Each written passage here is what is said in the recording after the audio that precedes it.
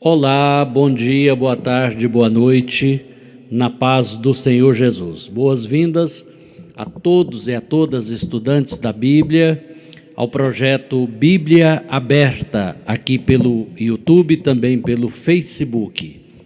Posicionando melhor aqui. E já estamos na segunda carta de Pedro, no capítulo 1, hoje a partir do verso 13. Eu gostaria que você acompanhasse ou com a sua Bíblia aberta, para fazer jus ao nome desse projeto, ou então acompanhando aqui na tela do seu smartphone, do seu tablet, computador ou TV. Vamos então à leitura bíblica. Também considero justo, enquanto estou neste tabernáculo, despertar-vos com essas lembranças, certo de que estou prestes a deixar o meu tabernáculo, como efetivamente nosso Senhor Jesus Cristo me revelou.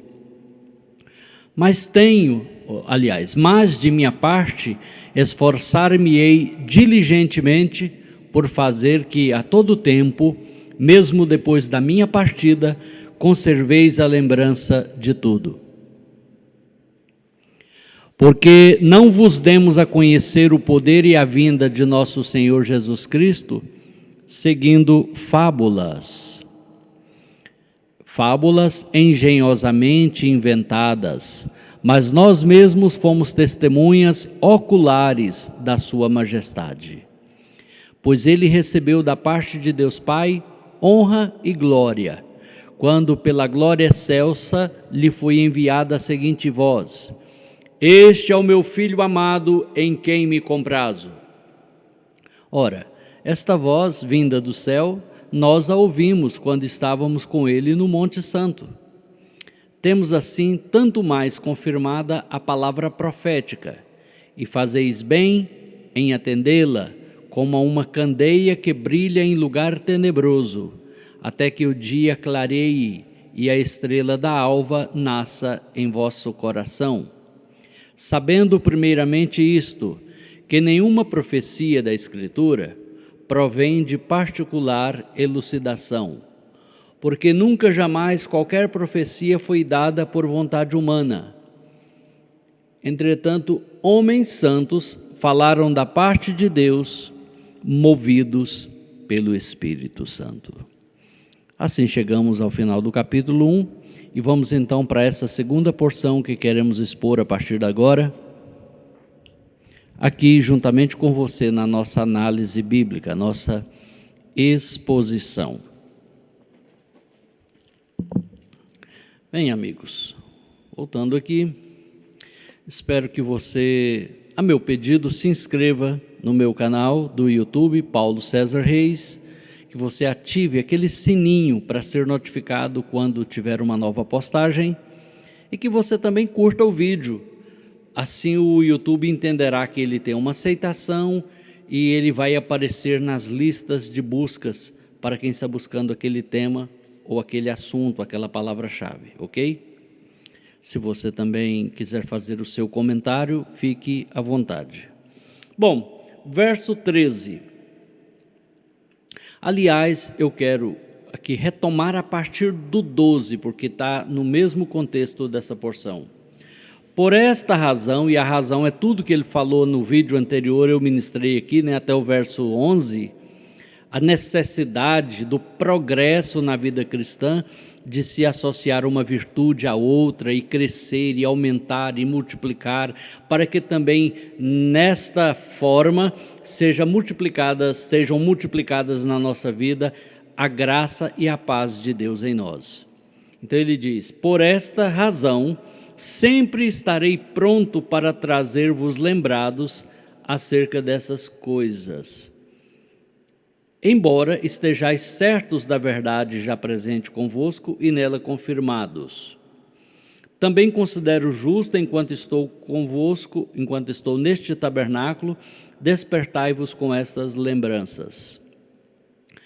Pedro sabia, ele vai dizer aqui, que o Senhor Jesus lhe revelou que estava próxima a sua partida, a sua morte.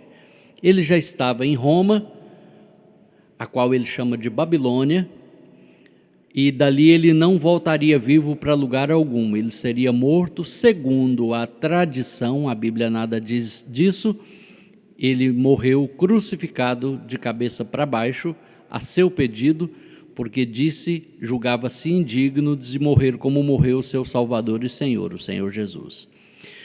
Mas isso a Bíblia não diz, o fato é que ele morreu em Roma. Ele já sabia que estava prestes à sua partida, à sua morte, mas não sabia o dia. Então ele fala do seu corpo, da sua vida, da sua existência física como um tabernáculo, apontando para a transitoriedade do tabernáculo, que era um templo provisório, portátil, removível e que não tinha caráter permanente. Assim também é o nosso corpo. Ele é o templo do Espírito Santo, mas é um templo provisório, é um tabernáculo.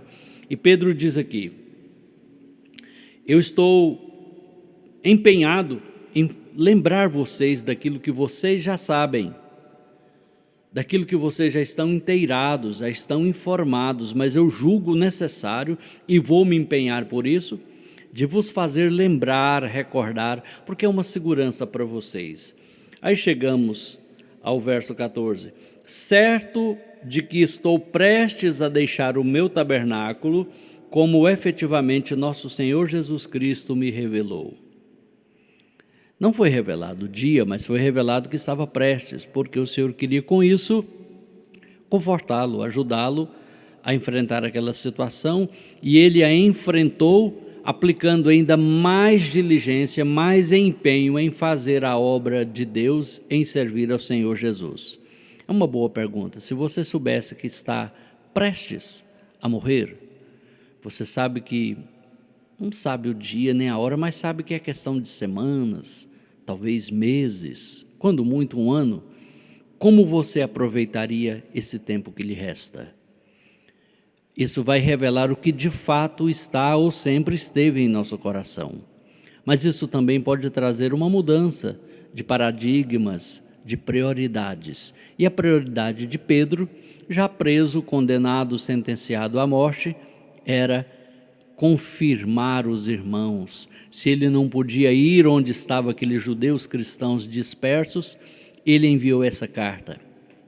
Quem sabe para muitos esta carta chegou ao conhecimento depois já da morte, da partida de Pedro, mas eram as palavras de um legítimo apóstolo de Cristo, de um legítimo servo, um dos que Cristo chamou, treinou e enviou, autorizado em seu nome a ser um dos 12, mais Paulo, um dos 13, que tinha uma palavra canônica para a igreja que foi edificada na doutrina dos apóstolos, mas é a doutrina de Cristo através dos apóstolos. Verso 15: mas de minha parte esforçar-me-ei diligentemente por fazer que a todo tempo, mesmo depois da minha partida, conserveis lembrança de tudo. A carta está aí, o que eu tenho a dizer estará escrito. Então, ainda que eu não esteja mais aqui neste tabernáculo, nesse corpo, a palavra, a mensagem fala. Porque um verdadeiro homem e mulher de Deus, mesmo depois de morto, ainda fala. Por suas obras, por seus exemplos, por seu testemunho, por seu legado. Legado são valores imateriais que deixamos depois da nossa morte. Heranças são coisas terrenas, físicas, financeiras, materiais. Verso 16: porque não vos demos a conhecer o poder e a vinda de nosso Senhor Jesus Cristo, seguindo fábulas engenhosamente inventadas, mas nós mesmos fomos testemunhas oculares da sua majestade. Circulava nos dias dos apóstolos uma intriga judaica, corroborada por soldados romanos que não queriam se ver em situação difícil, porque era admitir um fracasso no seu ofício de guardar o túmulo de Jesus. E disseram que de noite os soldados dormiram e vieram os discípulos de Jesus e roubaram o seu corpo e espalharam uma fábula de que ele havia ressuscitado. E Pedro diz: não foi assim. Nós mesmo vimos, tanto vimos o seu corpo depois de ressuscitado, o tocamos, o tangemos, como disse João, né? As nossas mãos apalparam, os nossos olhos viram. Por isso não podemos deixar de falar das coisas que temos visto e ouvido. E Pedro também menciona aqui aquele episódio lá no Monte Tabor, o Monte da Transfiguração, onde a glória de Deus desceu sobre Jesus Cristo e ele transfigurou-se como se fosse um corpo de luz, e uma voz, a voz do Pai, deu testemunho acerca de Jesus, dizendo: este é o meu Filho amado, em quem me comprazo. Não um entre os demais, mas o Filho. Ou como vai dizer João, Jesus mesmo, em João 3,16, o Filho unigênito, o único do gênero. Estamos no verso 16, e Pedro diz: não foi fábula, não foi um sonho, não foi uma história como essas que contam para entreter crianças. Nós mesmos fomos testemunhas oculares da sua majestade. Paulo vai registrar lá em 1 Coríntios 15, que esse Jesus ressuscitado, glorioso, Rei dos Reis, ele foi visto no Monte das Oliveiras antes de subir ao céu por mais de 500 irmãos, a maioria dos quais ainda vivia nos dias que Paulo escreveu 1 aos Coríntios 15. Então Pedro está afirmando aqui a legitimidade, a veracidade, não só da divindade de Jesus, o Deus entre nós, mas também da sua ressurreição. E chegamos ao verso 17, onde ele menciona: pois ele, Cristo, recebeu da parte de Deus Pai honra e glória, coisas que são pertencentes a Deus, exclusivas a Deus. Jesus recebeu da parte de Deus Pai. E por quê? Porque ele é Deus, verdadeiro Deus e vida eterna. Ou como diz Isaías 9,6, Deus Todo-Poderoso. Na King James Version, a versão do Rei Tiago, a tradução em português para God Almighty é Deus Todo-Poderoso, se referindo a Cristo Jesus. Não é um anjo graduado, não é um ser espiritual elevado, é Deus conosco, Emanuel. E prosseguindo, chegamos ao verso 18. Ora, esta voz, aquela voz do céu que disse: este é o meu Filho amado em quem me comprazo, nós a ouvimos, ainda estava latente aos ouvidos do apóstolo Pedro, aquele falar trovejante do Pai no Monte Tabor: este é o meu Filho amado em quem me comprazo. Pedro diz: nós a ouvimos quando estávamos no Monte Santo. Pedro, Tiago e João estavam lá. E verso 19, temos assim tanto mais confirmada a palavra profética, e fazeis bem em atendê-la, como a uma candeia que brilha em lugar tenebroso, até que o dia clareie e a estrela da alva nasça em vosso coração.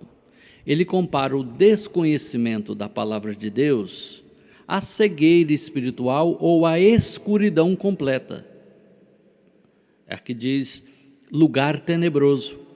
Qual é o lugar tenebroso? É o da ignorância, do desconhecimento de quem ainda não recebeu a revelação, a manifestação da palavra de Deus. Aí na cegueira vai para qualquer lado sem saber para onde está indo, não sabe nem no que tropeça. Mas a palavra de Deus como luz, como uma candeia, a palavra profética, ela vai nos trazendo discernimento, revelação, luz, como uma candeia que brilha em lugar tenebroso. Uma candeia.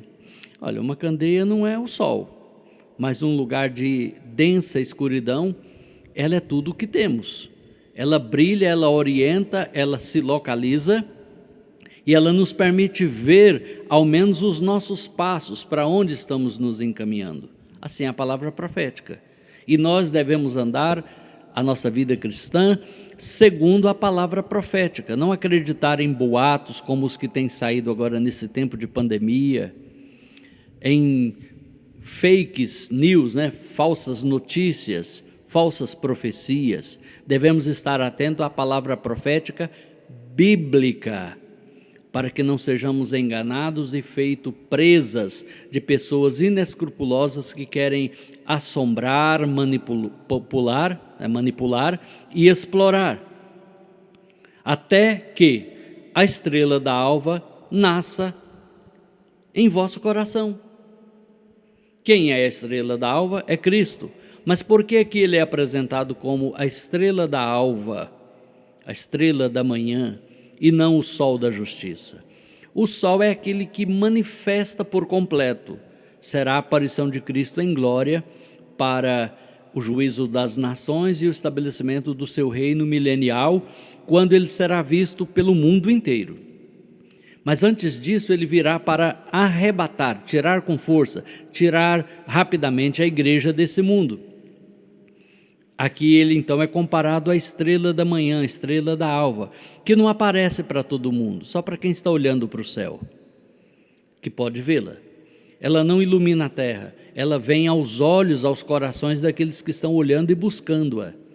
É Jesus na sua primeira fase da sua vinda para arrebatar a igreja.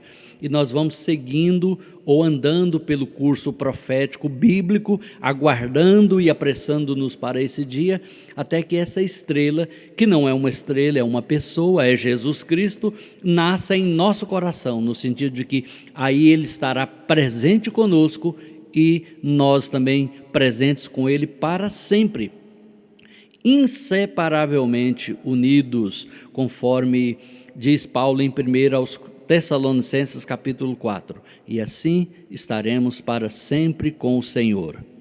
E chegamos agora ao verso 20, sabendo primeiramente isto, que nenhuma profecia da Escritura provém de particular interpretação.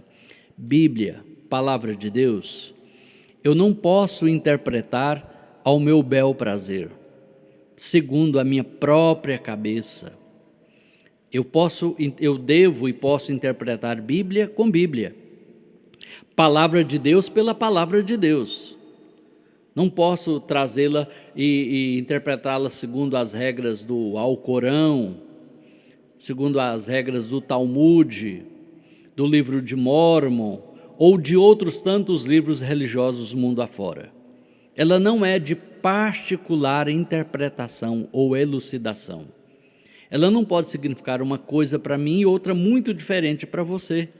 Ela tem um sentido à luz do bom senso, à luz do contexto bíblico, à luz dos parâmetros que Deus estabeleceu na sua palavra. E a palavra profética é importante porque ela é como uma candeia que brilha em lugar tenebroso, para nós perceber, verificar se estamos no caminho ou já saímos dele, ou se estamos num caminho errado, indo para outro destino, para outra direção. Aí o verso 21 termina essa porção dizendo, porque nunca, jamais, ênfase, né? Nunca, jamais, qualquer profecia foi dada por vontade humana. É claro, se referindo à profecia bíblica, a profecia de Deus. Foi dada por vontade humana. Entretanto, homens santos falaram da parte de Deus, movidos ou inspirados pelo Espírito Santo. É assim que Deus fala na sua palavra. É assim que chegou até nós a Bíblia Sagrada. Homens santos falaram da parte de Deus, então o autor desta palavra da Bíblia Sagrada é Deus, embora tenha aproximadamente 40 escritores de diferentes atividades, de diferentes épocas, cobrindo um período de aproximadamente 1.600 anos. No entanto, falaram da parte de Deus, que ditou em suas mentes não só o assunto, mas também as palavras. Por isso cremos na inspiração plenária, total, e verbal, palavra por palavra, em que a Bíblia foi escrita nos seus idiomas originais. O hebraico e o aramaico para o Antigo Testamento e o grego koiné, ou popular, para o Novo Testamento, com exceção do Evangelho de João em grego clássico. Então, Foi assim que chegou até nós a Bíblia, que é a palavra profética, a palavra de Deus para nós, que não é de particular interpretação. Aquele mesmo que a inspirou na mente dos homens que a escreveram, é o mesmo que nos dará direção, que nos dará revelação na sua leitura, no seu entendimento e na sua interpretação, ou seja, o Espírito Santo. Porque essa porção termina com o nome Espírito Santo. Falaram da parte de Deus, movidos, inspirados pelo Espírito Santo. E uma das provas inequívocas de que esse livro é o livro de Deus é a palavra inerrante, infalível e imutável de Deus aos humanos, é que nunca em toda a história da humanidade se produziu um livro igual. Pode ter semelhança física, por exemplo, o Alcorão, o livro sagrado do Islã, em muitas traduções ele tem uma diagramação, que é como é composto, é feito o livro em colunas, capítulos, versículos, etc., mas é apenas uma aparência semelhante. Ou o livro de Mórmon, mas os resultados que esse livro produziu e continua produzindo nos corações da humanidade é ímpar, singular. A Bíblia é um livro singular, não tem igual, porque ela é fruto da mente e do coração de Deus, não é da sabedoria humana, da particular interpretação humana. Que você tenha prazer e gosto, como eu tenho, em estudar a Bíblia e também de ministrá-la, e você possa ter prazer de receber e também de compartilhá-la a outros, inclusive compartilhando esse vídeo nos seus contatos. Você pode se inscrever no canal do YouTube, Paulo César Reis, você pode ativar o sininho para ser notificado de novos vídeos, você pode curtir o vídeo dizendo que gostou e você também pode recomendar aos seus contatos para acompanhar conosco essa série Bíblia Aberta, a exposição bíblica versículo a versículo. Que Deus te abençoe no poderoso nome de Jesus. Fiquem todos na paz do Senhor Jesus Cristo.